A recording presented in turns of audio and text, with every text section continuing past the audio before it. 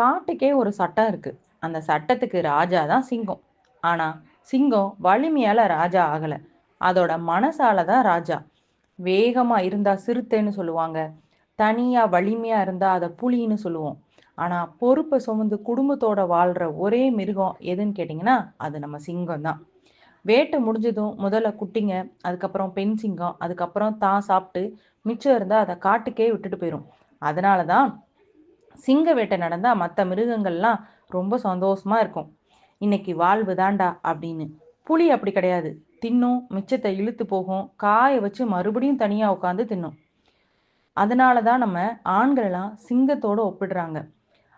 சிங்கம் இரண்டு பக்கமும் பார்க்கும், நாலா பக்கமும் யோசிக்கும், பொறுமையா நிதானமா அடி எடுத்து வைக்கும். ஒரு ஆண்மகனும் அப்படிதான்.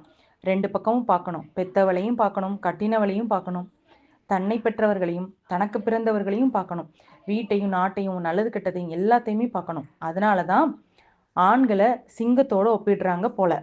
இது உங்களுக்கு பிடிச்சிருந்தா like, subscribe. Rams cartoon Tamil.